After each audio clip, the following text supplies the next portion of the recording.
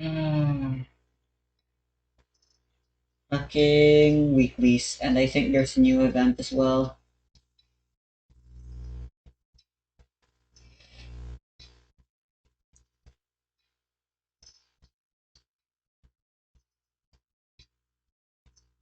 Oh cool, I got another Depths of Oblivion. That's fine, I guess, but gosh darn it. I want Corridor Echo.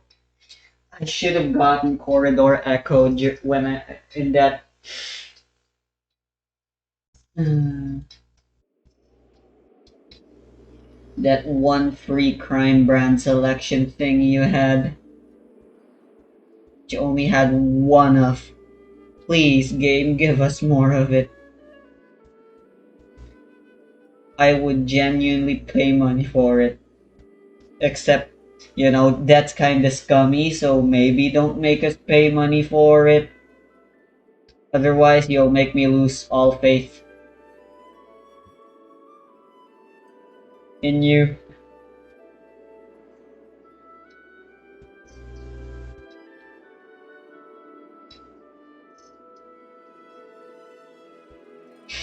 It should be coming around this month, right? A way to auto run the stupid crime brand, the bullcrap. What's it called? Oblivion Pit.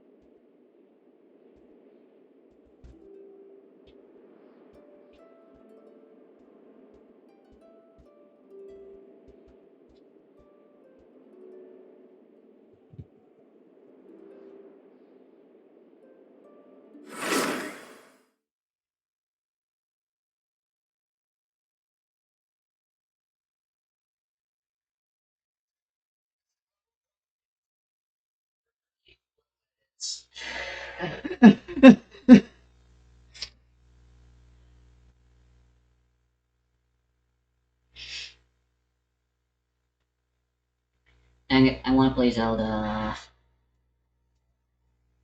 not Zelda Breath of the Waifu, Zelda Breath of the Wild.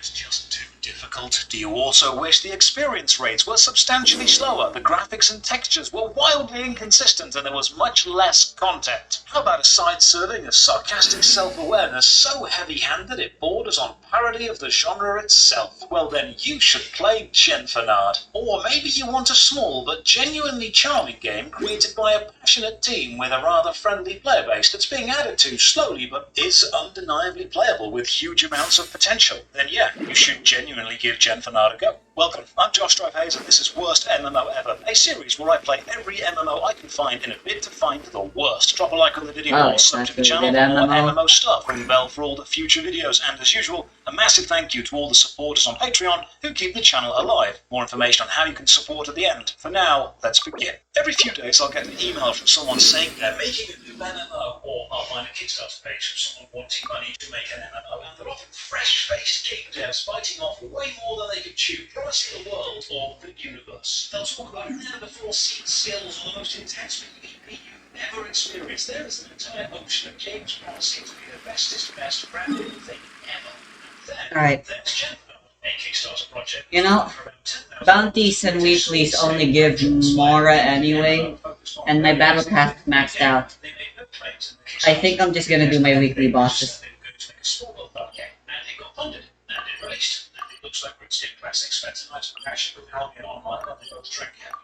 I need.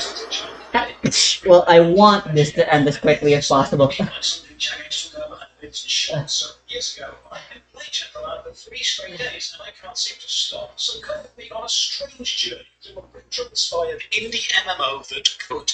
There's even a Santa hat. Let's start with the basics. Gen Fanard is a generic fantasy adventure game. That's literally where the name comes from. Gen Fan Ad. And it's an extremely self-aware online adventure. You, as a player, are working for the Corporation for Licensed Heroics, or Cliché Corporation, performing tasks around the overworld and helping NPCs with all the standard fancy fare that you'd expect. To sign up, you need to use the website. It's somewhat clunky, needing lots of different pages and a rather basic UI. There is a Steam release planned for March of 2023. Now, currently the game is free, although if they're copying RuneScape's homework as closely as I think they are, they will likely have an optional members-only section added in the future. But as of right now, there is no way to give this game money, which is actually a shame. In a similar style to RuneScape Classic, the game is updated weekly with small changes, enemy rebalancing, graphical updates, small areas and quests added constantly instead of large world-changing expansions every few months. Now, I've mentioned the game is self-aware, but exactly how self-aware are we talking? Well, I have made a trailer, and it's pretty on the nose. For those who think clicking on trees all day is relaxing, watch your every accomplishment be distilled down to a number, and then watch it go up, slowly. An ever-expanding world for people who love to watch numbers go up. We keep discovering new areas we were sure weren't there last week. Play alongside dozens of other adventurers. I got this achievement yesterday. Where most people stand around in banks all day. The corporation is seeking profit, and you are how you get it. Now, as funny and as tongue-in-cheek as the trailer is, there are issues that come with enforcing this level of self-awareness. We'll see this later. So I sign up and no download. Gen Fanard runs in the browser like RuneScape Classic used to. Look, I know I am going to get sick of saying RuneScape Classic in this video, and I'm sure that the Gen Fanard people are probably sick of hearing it. So every time I would say RuneScape Classic, instead I'm going to say the name of a classic PlayStation 1 game. So just how similar is Gen Fanard to Soul Reaver? Isometric, top-down, tile-based world with movable camera, sprite graphics with 8 facings. Yep, there it is. Right click to bring up God the damn interaction it. menu, including context-based interactions like attack or pick up, the walk here option or the examine option. When you click to move, you get a little yellow splash graphic where the cursor is and a red graphic for interaction. The minimap shows white dots for players, yellows for NPCs, red for items. People added to your friends list show up as green. So far, it is exactly pandemonium. You start in a tutorial section and need to complete a few tasks to be able to leave and explore the mainland. You can set your style in the mirror and then talk to the Cliché Overseer. Move through the door by clicking it, grab the knife and shield from the table, equip directly from your inventory. Now, unlike Colony Wars, your inventory can hold 30 items, not 28. You don't have a separate equipped items screen. Worn items remain in the main inventory but have a little yellow highlight behind them. As of yet, there actually isn't an equipped items screen, but you've got head, body, legs, main weapon and offhand shield slot, and then a few two-handed weapons like warhammers. The combat instructor Leroy, likely a reference to Jenkins, throws an unstrung bow at us and laughs about how it's useless without the string, but then gives us the string. So you right-click the bow in your inventory and use it on the bowstring to make it useful. You then equip some arrows and shoot no nearby escape. rats, and there's no bow drawing animation. The projectile just flies straight. With combat sorted, we have access to a smithing instructor, mining Ad instructor, Astra botany, Abyss. and cooking instructor, and basic shop. This is basically tutorial cave, tutorial island's less successful little brother, like Brad and Doug Pitt. The botany skill is the easiest. Pick up food from the ground, but you do need a sickle, not equipped, just in your inventory. Thankfully, there's one on the box, and picking a potato gets you the achievement, "This is a skill," which is a light-hearted jab at the simplicity of just clicking. And while it's a funny meme-style game now, this constant need to make everything a self-referential joke does start to hobble the game later, because it affects the emotional stakes it can actually build up. As for skills, you've got a stat panel. 18 skills are divided into 4 styles: combat, processing, support, and gathering. Combat is health, renames to vitality. Then the 3 melee-focused stats: attack, strength, and defense. Then ranged and magic renames to sorcery. Then you've got your usual mining, smithing, fletching, woodcutting. And your combat level is an average of all of your combat skills added and divided down. And you start at 3, because Jade Cocoon did it, so we're doing it too. When you fight in melee, your chosen style adds a modifier of +3 to that style and filters all of the gained experience into that style. There is also a controlled option which adds 1 to everything and splits the experience evenly, like Fade to Black. Okay, let's do some mining. You need a pickaxe and then you click on the rock to get ore. You need 1 copper ore and 1 tin ore to make a bronze bar, and then you use these both in the furnace to melt them. Seriously, that sentence could have been copied word for word from the G-Police wiki. Whenever you are doing a gathering or processing thing, the little oval with an icon of what you are doing appears above your head, like Medieval. And now the first, not so much issue as annoyance. The UI for processing or crafting jobs is not completely consistent across jobs. Interacting with the crafting stations such We'll as get an actual cat girl soon, I can't believe it. I don't have to settle for mods anymore. Doesn't show you everything that you can do. In fact, you don't get to see anything that you can do until you have added items from your inventory to these slots in the processing UI. And then you only see what possibilities there are involving the items you've added. So if you add copper ore, you will also need tin ore to make a bronze bar, and the bronze bar recipe does show up. But if you just open the furnace interface, even if you have all of those things in your inventory, the bronze bar recipe will not show up until you add at least 1 of the 2 reagents required. Also, if you add 1 reagent and the bronze bar recipe shows up, even if you click make, while having the things in your inventory, that doesn't matter. You need to make sure you've moved them from your inventory onto the crafting UI. It's clunky, but it's not game breaking. It can be improved. So far, visuals, movement, inventory, equipping, gathering, and processing is basically crock. What about combat? Oh, combat is the most Silent Hill combat since Fighting Force. Behold, combat. You click on the enemy, then you wait. And in an interesting touch, taking a long-forgotten design note from Armored Core, you can't leave combat for the first 3 rounds of attacks. And when you die, and believe me, you will, you drop everything except your 3 most valuable items. Currently, there's no way to see what those items are, you just have to kind of guess. So we have checked this shop NPC. Everything within it is cliché branded. I've browsed around and after playing for a few days, here is my issue with self-aware, self-referential, genre meta jokes. At its core, yes, Jennifer Nard is extremely derivative of other games, specifically Death Trap Dungeon. It has copied some of the design choices from Rayman Ducati already, but those choices were popular for a reason, and mechanically, despite it being clunky, it does work. The problem is, it's so focused on being meta and referential, it seems to lack confidence in building up any actual emotional narrative of its own. The story of the world is one massive joke. The NPCs are containers for jokes. The world itself is even called Nooblandia.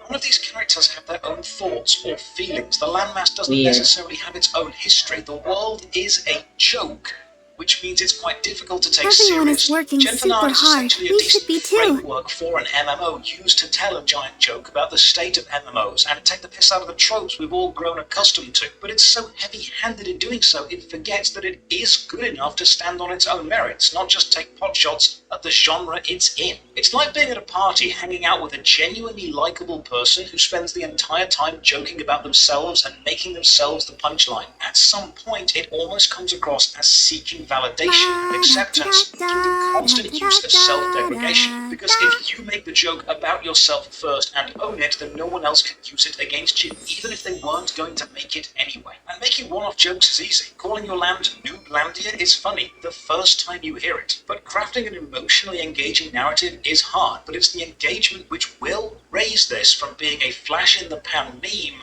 to a long-term fantasy world with history and stakes and invested players. Everyone involved in the Jennifer Nard process clearly love the MMORPG genre. They have to, because the jokes they're making are way too specific. And they don't want them to lose the comedy either. Because just like Hogs of War, having self-referential comedy is fine. But I can't help but think you don't need to make every moment in your game a joke, because some of the moments are genuinely good. But beyond the jokes, let's talk about the game's graphics. They are a mishmash of styles and detail. Well, I can get rid of the tail at least. And most of the in-game NPCs are rendered pixel-style, data-directed sprites connected at joints like hips and knees to show. What am I doing wasting my time on it? I want to be playing Breath of the Wild. Here I am Trees getting are pedantic 3D about rendered. what I'm The wearing items and again. objects in the world on the floor are single direction camera facing Freaking hell. sprites, and I don't think I are used that word eight-directional right, high-quality but images. I wanna Light use colours and it. smooth edges Because and this thick guy outlines keeps found players. saying the UI word itself is pedantic curved, all the flat time. and brown, and reminds me of those Windows Media Player skins you could get in the mid-90s, and the player profile pic in the top left looks like one of those Newgrounds dress-up sims. The mini-map to the bottom right is almost a carbon copy from Driver, and all of the in-game text is Spyro Yellow. All in all, it's a mess, and I still can't decide if I like the juxtaposition of sprites and 3D, and I'm absolutely sure that having both sprites and 3D is massively increasing development time. And I can't decide if the brown UI and the flat profile picture works combined with the textured buildings and the chunky 3D assets, but it does grow on you. And this strange, eclectic combination of styles does lend it a low-budget charm. But there's just no denying, it looks exactly like the type of made-up game a young child actor would be playing in the background of a direct-to-DVD family movie about a talking animal. But graphics aside, it is playable. So I get into a fight with a slime and lose. It may be playable, doesn't mean it's easy. You start with 10 hit points, and after 3 days of playing and hours and hours and hours of grinding enemies, I went up to 11. Genfanard is a very slow, very grindy game. Grab some potatoes, food, and get a high quality one. So most things, from resources to produced items, come in 3 flavors: low quality, Let's regular, dance. high quality. Shine Low up! quality stuff more likely to make low quality Incinerate. things. Low quality tin and copper will make low quality bombs, which will make low quality weapons. Fire hazard. The higher your skill level in mining or smithing, really any step in this process, the higher the chance you'll find high quality stuff. You would be lucky to turn low quality ingredients into a standard or high quality result. So I roast some potatoes on the range and get back to fighting. Illusion Now, shattered. when you fight, you gain experience, and you gain it per kill, not per hit, which is actually unlike Ghost in the Shell. Unfortunately, the stat panel takes up the entire center of the screen whenever it's open, so you can't watch your skills go up and do the skill comfortably at the same time. And then I discover another combat thing. You cannot eat food while in combat. This, combined with the 3-round no-run clause, means fighting anything is a case of survive 3 hits, and if you're not dead, consider retreating. Eating while retreating and being chased, and then getting straight back into the fight. It also means there's a chance that if the enemy could 3-hit you, don't fight it, which is difficult, because at 10 health, almost every overworld enemy can 3-hit you. Combat is risky, even with better armor. A level 2 slime can and will kill you. Amazingly, I see another player in the tutorial area, so I say hi, and they reply, "Free stuff, please." Oh, that takes me back. It truly is Tony Hawk's Pro Skater. Now, in this opening section, there's a shop which sells armor and takes tokens, and all enemies here drop tokens. Some enemies are aggressive and will attack you when you walk past them. And if you hit an enemy by walking too close to them, a little exclamation mark will appear above their head like in Metal Gear Solid. That's not a RuneScape Classic thing, that's actually like Metal Gear Solid. So I kill some slimes, grab a key, open a door, and climb up the steps to the outside tutorial bit. And now we're outside. The camera has a greater range of movement. Behold the vertical range. Good stuff. Shine Right, down. 5 tasks to complete, demonstrating our I'll mastery protect of the us. skills needed to survive Invisible outside the gates. evidence. And thankfully, what on this Ba-boom. quest you can give a quest links to the top right with Fuse is lit. all the steps you need to follow to complete it. First off, make some ornamental armor. This means chains and pillars, meaning back into the cave, grab a pig, make some more bars, make the bars into the ground. A festive reprise. Armor done. Ready, Now a small steady, statue is its pottery. So it lines up There is hard, no right? escape. It says to use Now it you on shall salt, perish. Soft plate, like the sink. So I try that and fill a bucket from the sink and then use that on the plate. But I can't find any buckets. So I explore for 10 minutes and try and find them, and I just cannot. They're in no shop, they are nowhere, and nothing drops them. So I think maybe I can make one. And yes, you can. If you use a knife on a log, you can make a bucket, then you can fill it with water and get 4 hard clay, make them into 4 soft clay, use the soft clay on the pottery wheel to make an unfired jug, plate and pot, then fire them all together in the kiln, and make a statue, same basic pottery as Twisted Metal. Oh, outside there's a ranger NPC called Robin, because that's an MMO lore. Any MMO without a ranger NPC called Robin gets instantly bought out by gaming.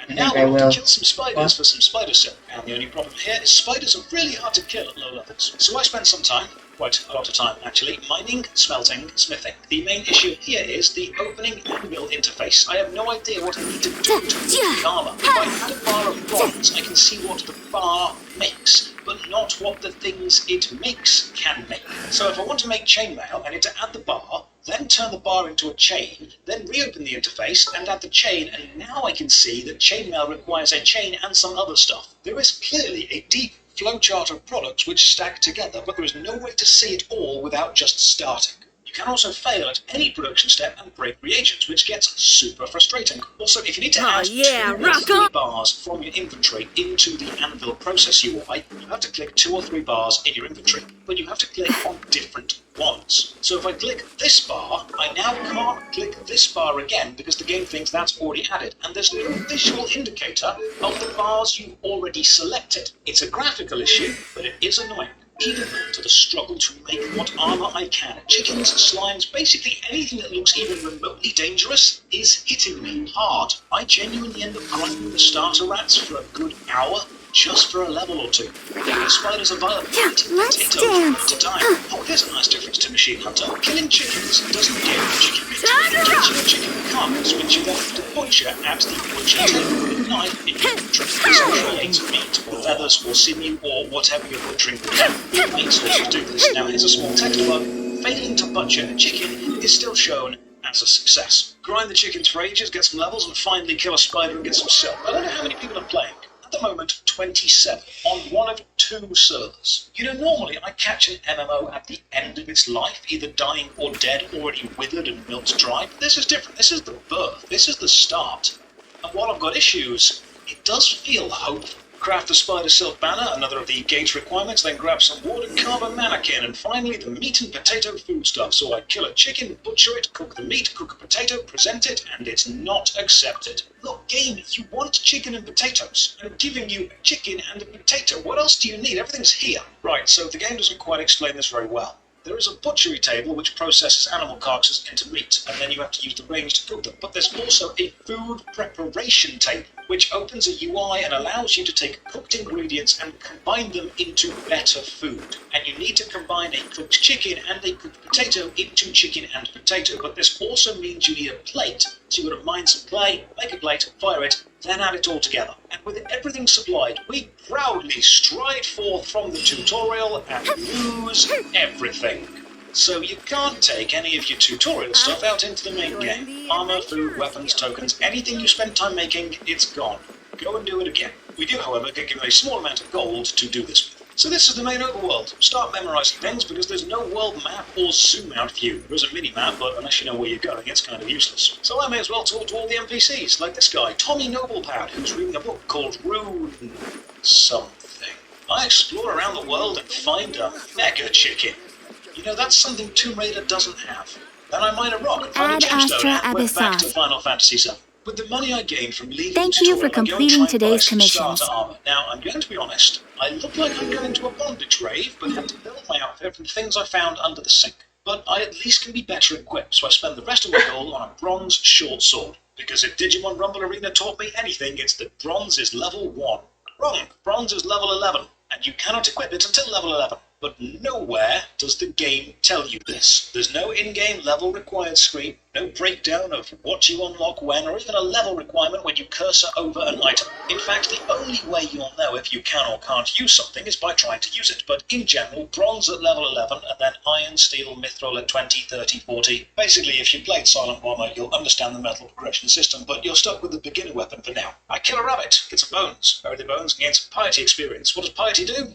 Currently, nothing. It's not actually got a use in the game yet, it's being added. In fact, there are 3 magical things located entirely within this tab. Sorceries, which are combat spells, rituals, which are gathering or creation spells, and blessings, which are the non-existent prayers. Now, magic needs sorry, it needs cards to cast, and monsters drop cards, and currently there are 20 cards. I will protect you. Not all of them have a use yet. Sure. I chat around some NPCs and finally start my first quest. Jax the Butcher. He says, go and buy a cleaver. Now this starts the quest, Grisly Fate, and there is a quest list, but it just says whether you started or finished. There's no recap, no next step, there's basically nothing. Once you start a quest, just remember everything you need to do, and remember which NPC starts it, because the game won't tell you. Now thankfully, Genfanar does have a wiki, but it's not a complete wiki. It's still being added to and built by the community right now. It's even got a quest guide, and a very useful world map. labelled with items, enemies, NPCs, and all the needed interactable production and crafting stations. Now the world map isn't big, but it doesn't need to be, because it is Can I just densely go packed. Yalan? Unfortunately, quests in the overworld don't have the bullet points like the tutorial did, which is a shame, because it's always nice to have a little reminder of what you're meant to be doing.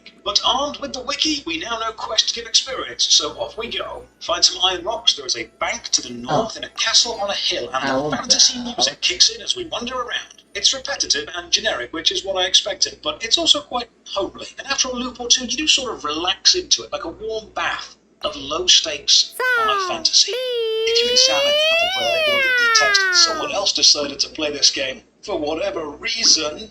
Look, I get the joke, but constant self-depreciation can sometimes make the people playing question, actually, yeah, what is the reason? Why am I playing this? It might be useful every now and again to reframe the negative jokes into a positive joke, such as, another player to explore, battle, and trade with. Hurrah! You could lend the whole sequence a more upbeat, jovial feel. You don't need to constantly joke about the futility of your game if you want people to remain in your game.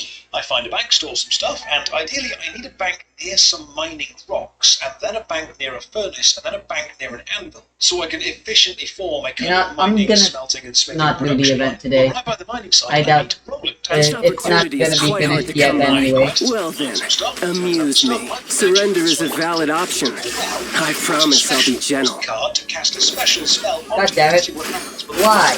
He stopped attacking the moment. So far away from Your grand finale. As As a dutiful maid would.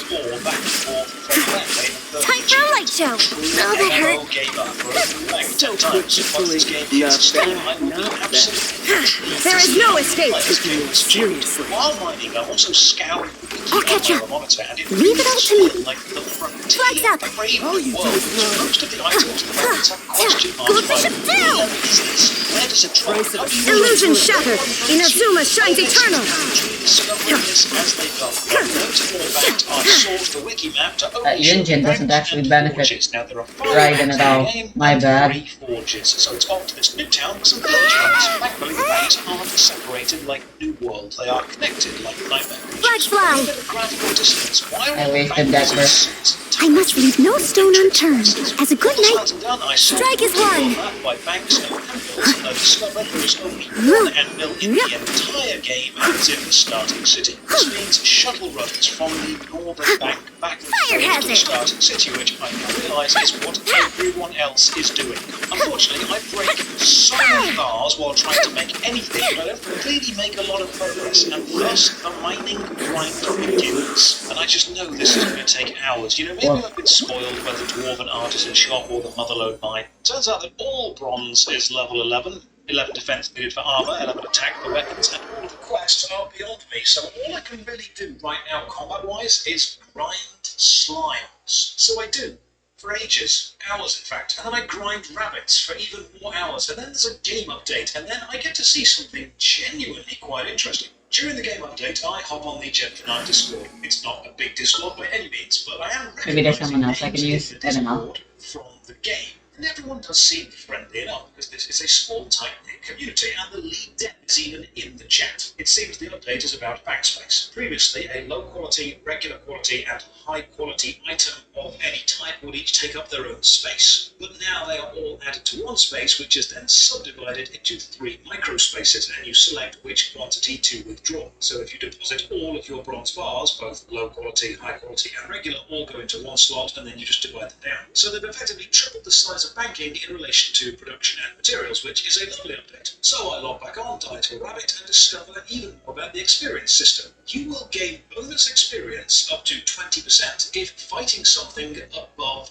your level, and you'll gain decreased experience if you're fighting something below your level. So you're being constantly encouraged to move on through enemies. This does, however, make leveling, say, attack or strength pure, very difficult, as you'll need to fight tougher enemies or incur the experience penalty to leveling, but as you fight tougher enemies, if you don't train defense, you will die. This style of bonus experience for fighting hard stuff and penalized experience for fighting easy stuff very much favors balanced accounts. And then a bit of MMO dev history gets made. Turns out if you click and drag an item onto these new mini slots within your main bank slot, it just deletes the item. And on Discord, unfortunately, someone just lost 1,400 flags. If we've got which is a nothing else lot to of do, flags. why don't I So tell the you a game is story? immediately taken offline, the bug is patched, and the lost flags is returned to the player. All in about 10 minutes. The devs let everyone know the banks were backed up before this, and no one has lost anything.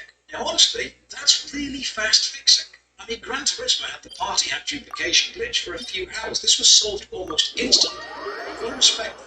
By now, I'm settling into this comfortable pace, seeing the same people, chatting. I'm also noticing small touches, like how combat is only ever shown as the player on the left and the enemy on the right flat onto the camera, which has reduced the amount of sprites you need to draw. Or how selling to a shop is needlessly clunky because you can't right-click and sell from your own inventory. You need to select an item in your inventory and then select sell. Now, something I can do is bring in Wong. And I've also been promoted to killing rats. And turn this into another Ningguang Noel duo party. Gosh. Best food items. And somebody just traded a load of gold for the best food item and then they just trade back. It's all cool, which is amazing and can only happen because the community is small. So, well, I know that some of you are going to watch this video and then go and play Gentleland, and that's great. I'd love you to support this small game, but it's important to know what you're getting into. Videos like this can bring big amounts of attention to small games, and just like a rare natural beauty spot being Well, since you Instagram asked so post, it does run the nicely. risk of poisoning the spot. If Noel's already sub DPS, I can't have another. I can't have another DPS. Do enjoy it, but don't expect top 5 MMO levels of polish. It's clunky and it's quirky. This could actually work better since I don't have to worry about Raiden's hyper-specific playstyle. Go kill, eat food, kill, eat food, kill, eat food, make more. It is a cycle, and I've worked out I only need to She kill can about just 580 focus purely on more being the slimes sub. to get my attack to level 11 to use bronze. But that's without the diminishing experience returns as I level up, and I can't fight higher level enemies because they take longer to kill, which reduces overall experience rates anyway. Maybe I can fight at one level exactly and take out some rats. No, rats are still too dangerous. I need better food, maybe a vegetable one. But no, that needs carrots, and they need 4 botany, which means more picking potatoes. But oh, hey, there's a quest in a wheat field. This must give cooking experience, right? Or botany, or at least something related to food. This guy needs us to talk to the miller, because the miller is late with the shipment that they should have delivered, and the miller is found to the east. And this actually means walk all the way to the next village along to the northeast, have a chat with the miller, and he says his wife deals with all the shipments. But then you chat to her, and she's sad that she has lost her special crab claw necklace. So you go and kill a local crab on the beach to the south, grab its claw, then you buy some shears from the original village, shear a sheep, spin the wool from the sheep into thread using the only spinning wheel in the game, then you use the thread on the claw to make a clawmulet. That's not a word I've made up, that's the word the game uses. You try and give this to the wife and she's like, nah, that's not mine, mine was specially engraved. So you chat to the husband and he says the only people that can engrave it are the local crab-obsessed kids. So you go to the south and talk to them while they're on the beach, and he explains how to inscribe claws using a chisel. So we inscribe the initials MM onto the clawmulet, give it back, and now the wife says she is happy enough to continue the delivery, and we return to the original person and let him know we have sorted out the farmer's wife with the clawmulet. And he says, what does any of this have to do with my missing Noel supplies? just can't I do appreciate how shield. the original NPC of the quest has no idea or interest in your actual adventure, they just wanted their stuff. And finishing the quest gets us artistry and tailoring experience. Not what I needed, but cool. Maybe I can do that earlier quest then, with the level 12 goblin. So I try again, and no, I need way more health. This means grinding with way more vitality. So while loading up on food, I meet another player called Xmas, and I compliment their armor, and they explain you can enhance the starter armor with scrap metal found around the starting town. You just trade with the NPC Jen in the blacksmith shop. So now a new plan. I gather a load of scrap metal, and while walking around, Elvendale gives me a Santa hat. Now I'll be honest, the cultural hold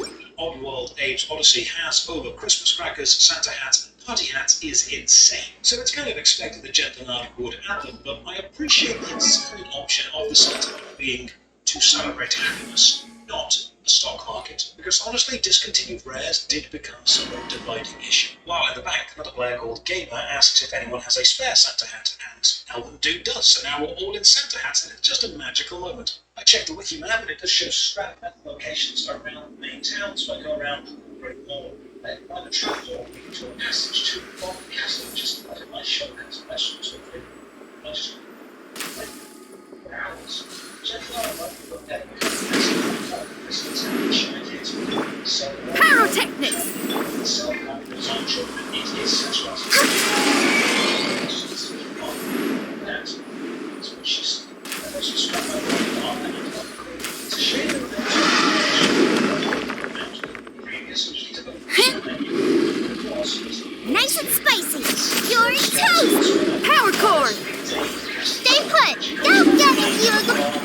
born of ice and frost. Right.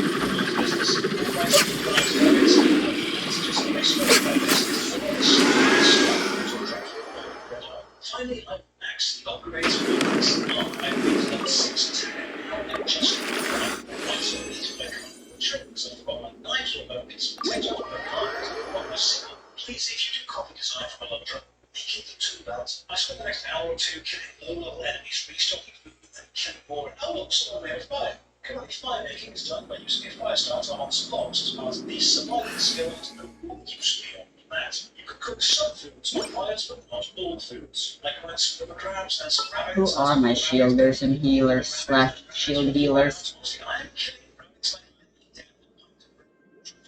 which is £1,000. Here's another small touch. If you butcher an animal carcass at higher butchery levels, you create more meat. This means you can create more items than Perhaps I should Can't try sleep. Layla. access just gets dropped. Let's go for a walk then. So, what's the deal? Dory is healer. 2 hours of more intense rabbit genocide later than I was 8 to attack now. According to the wiki, your max hit goes up. Or maybe G. We may leave at any time. Increase a single max hit and then back to attack. You can't even AFK this because aggressive enemies are too dangerous to be around at low levels and there's no eating during combat, which means you're locked into only taking on fights you know clicking every single time. After grinding some more crabs, wrong game. After grinding some regular crabs to find eating and now vitality, I would like to note I've been playing around 2 days at this point. A total of about Stay 7 close hours and you will live. one extra health. Yeah, this actually works. Attack now to make any meaningful progress in genuine art. To players like your job or accept that this is a long, slow process. Oh, but based on who I'm fighting next, I still need to use someone else. And I still gotta do my artifact runs, or else I'll be wasting my stamina. And I know I can't also just... It's not like I'll miss much wasting my stamina, but I wanna use them. This out now, and thankfully, finally finished with his magic remaining. Big T notices my plight and steps up and grabs me a was short sword. Way better than my current weapon, so now we are good to go. Oh, wait, no, if you decide to go away, well, that is small, 2 servers, and all resources are shared. So have fun mining, it's busy. Oh, man, lights and fires burning. Ashes outside of Magna is just quintessential Barbie racer ride. Cows get experience very slowly and chat. I just chance. Well, look, it's going to take ages to get levels. More time than I have. I've been playing Jet and I for 3 days now. The story is I will make this video, but I'm going to bank my stuff before the end. This is curious, and it's unlike The transparency isn't working properly. Maybe it has something to do with my settings. Isn't just a game, it's a community. Indeed, MMO starting out is less like a game and more like a new sport. It needs players to survive, it needs a competitive edge, it needs rules and regulation, it needs to keep those players around for a long time. It needs to provide experience. Just come back to I've reviewed a lot of larger MMOs which aim way too high. Once the world into a mess, over-promising and under-delivering is right in Gentle Heart started as a very simple promise, a retro-inspired online RPG motion to it sold itself as excellent and retro, and that's exactly I see everything. I don't want to watch these videos. Sharing my knowledge. Down games to Out of my way! Stand with me! Busted. Things are about to get dicey.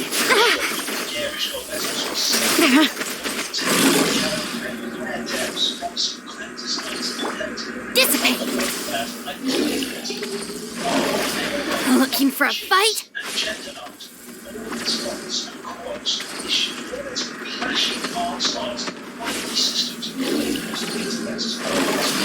Text box problems and clunky shop systems. All of its flaws, it's still very clear. A manifestation.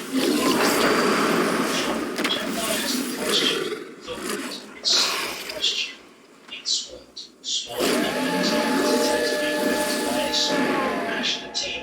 Small, Committed to memory. Stand with me!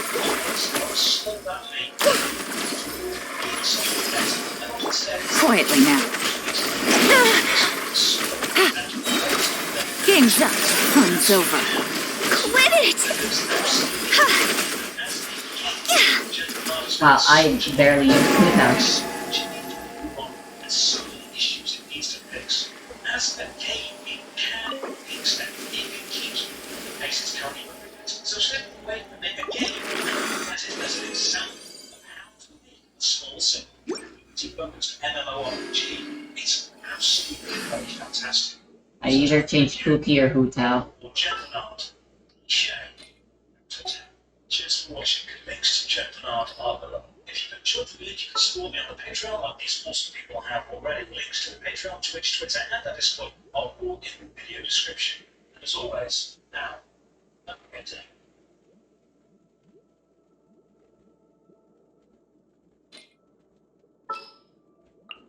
I'll take care of it. It's on the wheat bread. Surprisingly.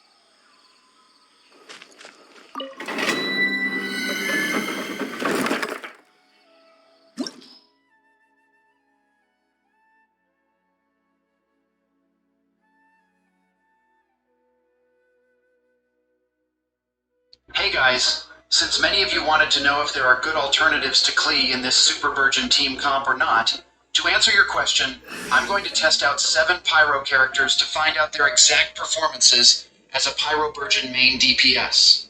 The team I'll be using in this video is the same Nahida Baizhu Xingqiu team comp I showcased in my previous Nilou video, with the Pyro character as the on-field main DPS. This team works flawlessly now thanks to Baizhu for the excellent healing and buff. Just like in my previous Nilou Team Comps video, I will test out each character in a single target scenario and a multi-target scenario. Now to start the comparison, I will use Klee as the on-field Pyro DPS, and let's see how she performs against single target boss here. For Klee, you only need to do normal attacks and dash to save time.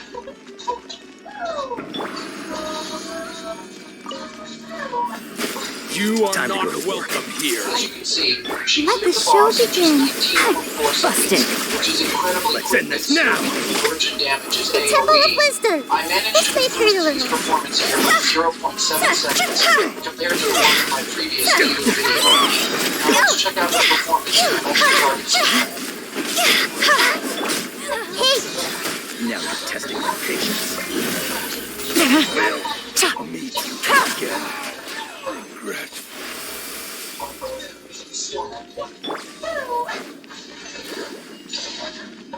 As expected, she cleared all those monsters in just 19.1 seconds, and also 0.4 seconds quicker than in my previous video.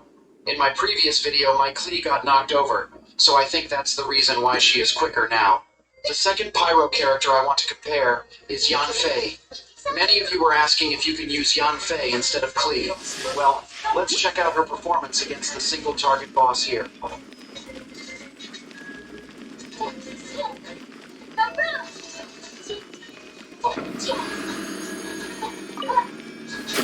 You are not welcome everyone hop here. in. Yanfei, she cleared the Things boss are in about to get 20.9 dicey. seconds, or only 1.5 Gotcha. seconds slower than See? me. Time to Now go. let's watch her performance in multi-target. Well,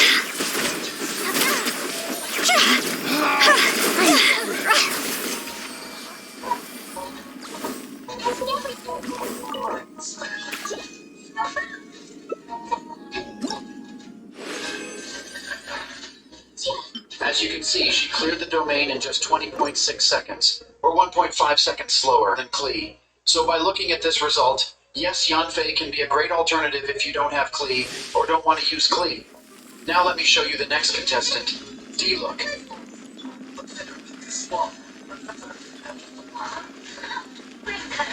Deluxe Auto attacks have standard ICD. That might be a Share my problem. knowledge. Let's dance. Game's up. Fun's over. Quietly now. Yep. He cleared the boss in 22.9 seconds, which is slower than Clee's got to. Higher, Let's check out higher. his performance against multiple enemies. I see everything. Gotcha. Oh, come on. We can do it.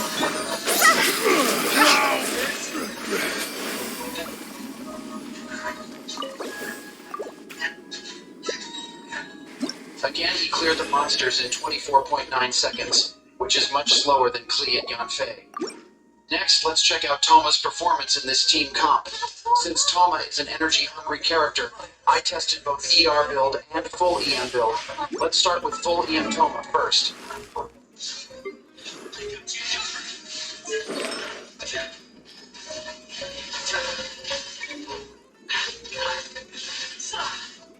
As you can see, against a single boss here, he cleared it in just 19.6 seconds, or almost as quick as Klee. Now let's see his performance against multiple enemies.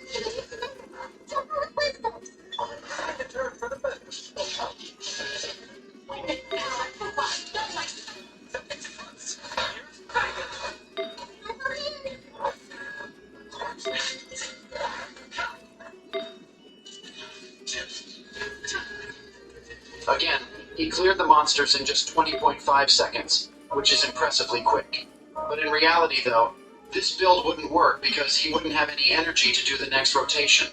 Now let's check out the ER build Toma instead, for sustainability.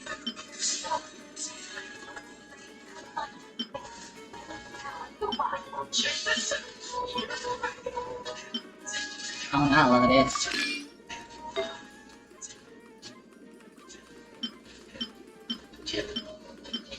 As you can see, he cleared the boss in 20.7 seconds, which is still very quick Wow, look at considering this. he only has 666 EM now. Let's see his performance against the multi-target scenario.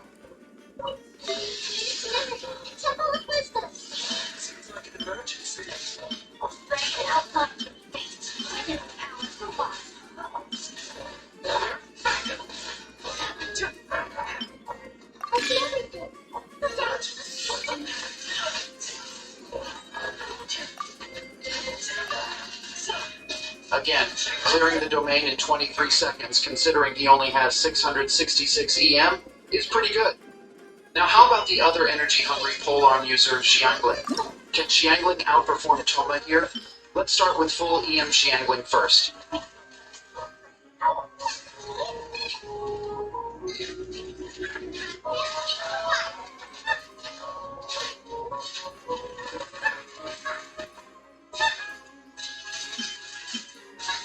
She cleared the boss in 22.6 seconds, which is already slow compared to the other characters we've seen so far. Now let's see her performance in multi-target scenario. Yeah, I'm never using this ever again. I don't think anyone's ever gonna need this ever in the future. Ooh. And the rerolls were lovely, I'd say. She completed in 21.5 seconds, which is pretty quick. But just like Toma, this build is pretty much unusable without ER Sands and Weapon. So let's switch to ER build instead.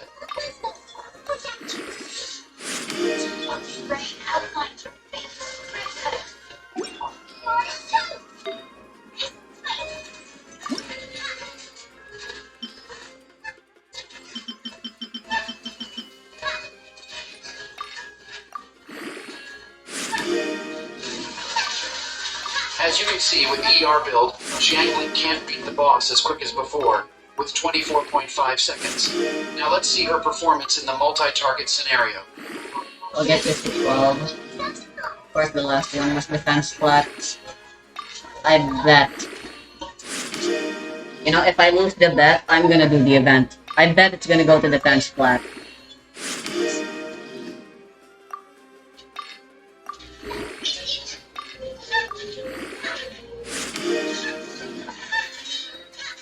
She cleared it in It's a win-win 24.1 seconds, which is situation, also okay? pretty slow.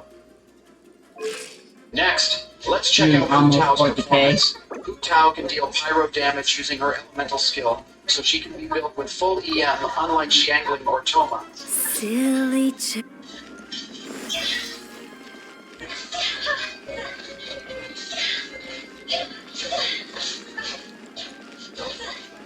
Against single target boss here, she cleared it in a respectable 21 Everyone seconds, focus! which is almost the same as Jump Toma off being faster! our build. Now let's see Things are about to get sort dicey. of scenario.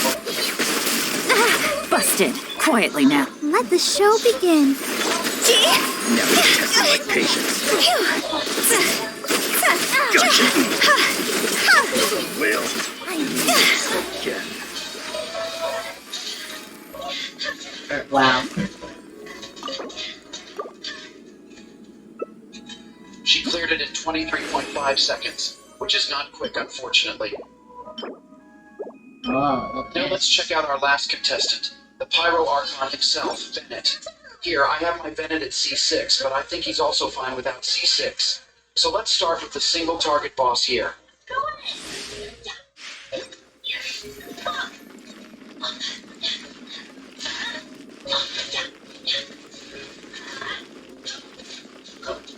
As you can see, he cleared it in just 21 seconds, which is almost the same as Yon.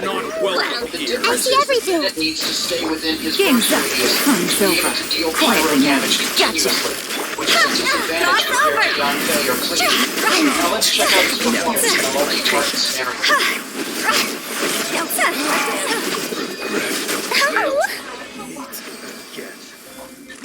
What the?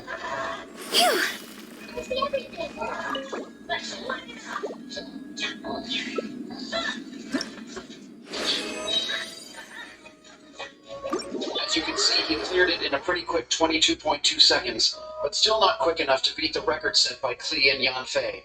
So after all these testings, I hereby declare that Klee is still currently the best virgin Pyromate DPS for this team.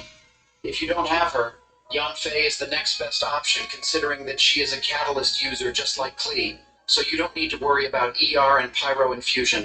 In Damn, this so video, he I actually didn't is the include best Yumiya and virgin? Shinyan, because those characters had hard time detonating the dendro seeds. For Yoimiya, it's because her arrow shoots above ground and misses the seeds a lot. For Jinyan, her burst or her shield will stop radiating pyro aura once it's break, so it's very unreliable in where battle. are you? I didn't include Deya as well, not only because I didn't pull for her, You know what? but also I think she wouldn't work as effective as other characters as well, because her elemental burst is unable to trigger Xingqiu or Yalan's burst. Finally, let me show you the build I use for this showcase. And don't forget to subscribe for more Genshin videos from me. Thank you for watching, and bye for I'm now. gonna go get Klee to level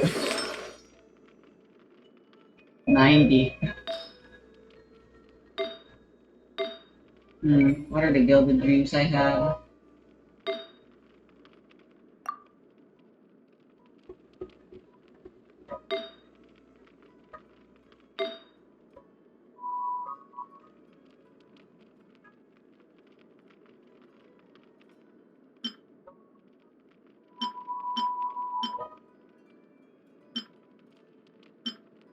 Needs to be full EM.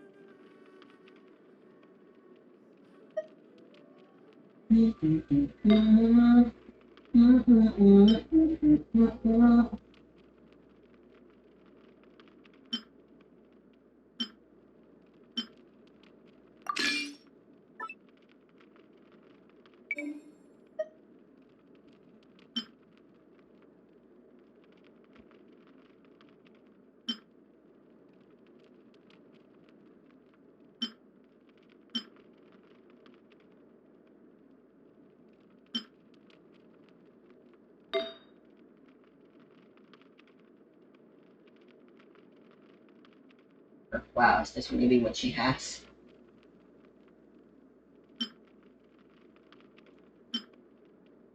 Yikes.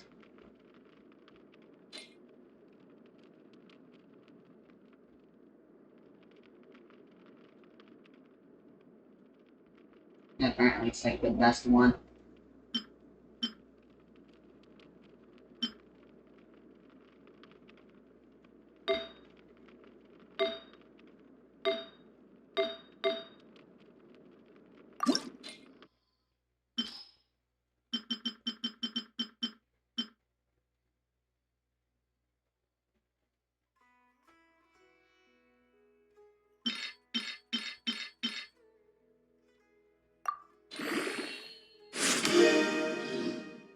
Damn, that's a lot of crit damage.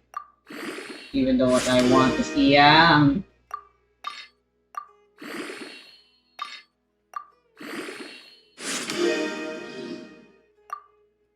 Come on, at least one on EM.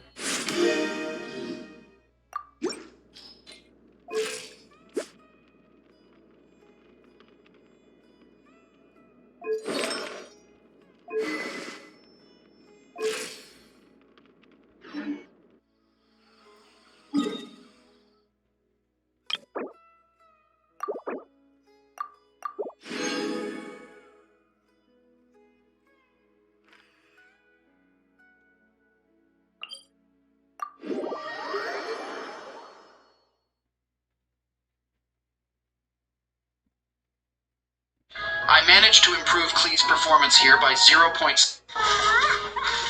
You only need to do normal attacks and dash to save time.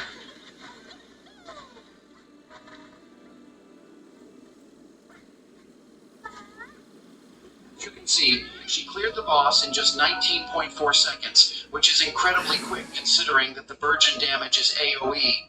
I managed to improve Klee's performance here by 0.7 seconds, compared to the one in my previous Nilou video. Now let's check out her performance in a multi-target scenario.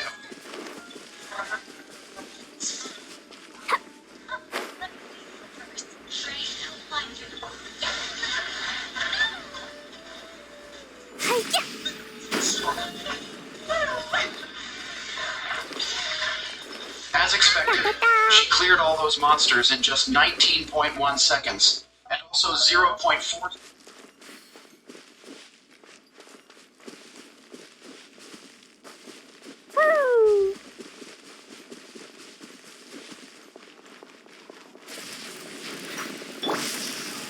This way turn a little. Sharing my knowledge. Busted. Quietly now. Things are about to get dicey. Let's dip. Ink! Don't know!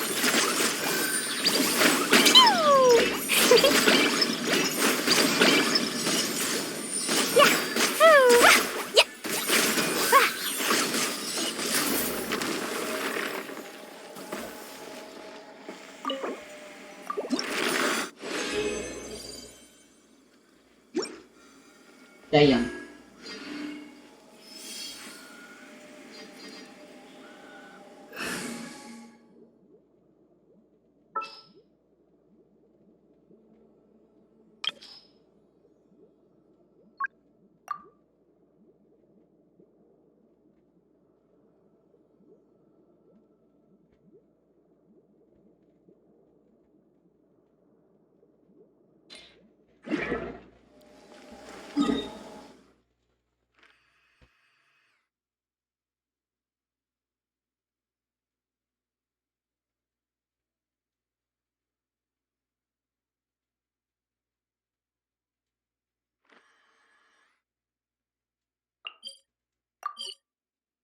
Ah, there's already a demo for Toho 19. Lovely.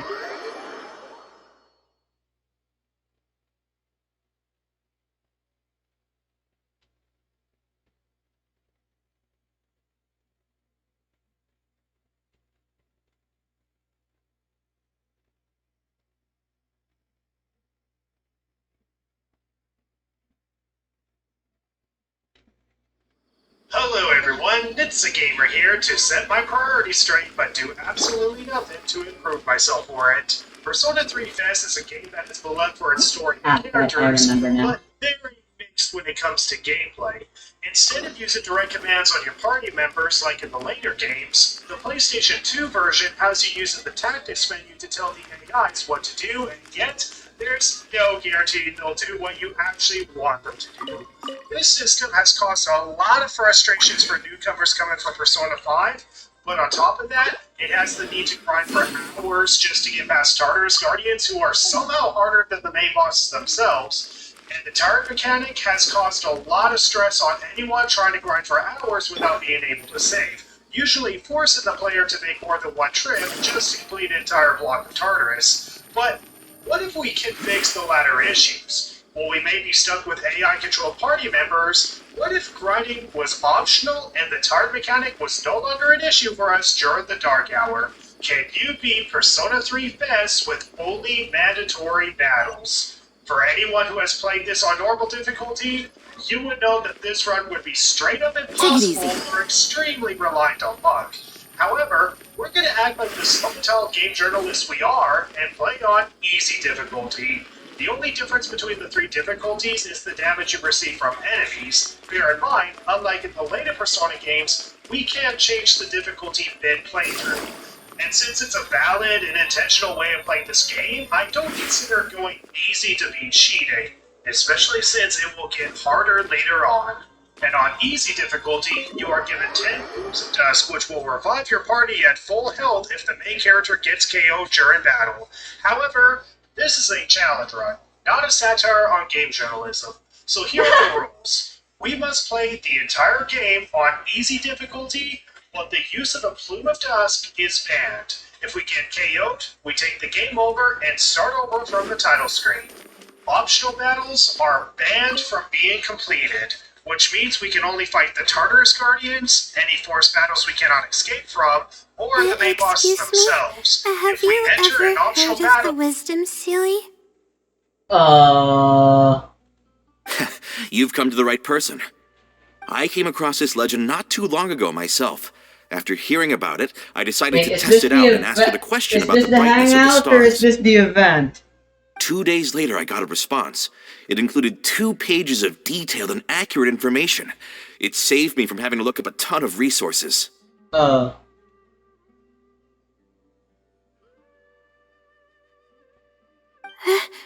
Really? Yeah, so I submitted another question a few days ago. I still haven't received a reply, though. That sounds like what others have said. Wait, shit. Whatever. It's quite simple. Go to... Oh, I know. Okay, God so write damn your it, I question saw and come back in Celia, a for day some or reason two. I thought this However, was correct. if the stamp never... I see. I'm gonna go write down my...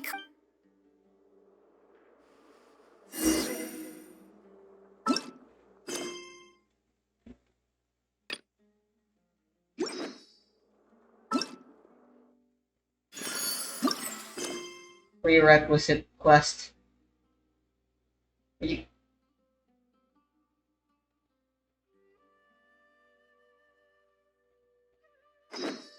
You're kidding me. I need to get this guy first.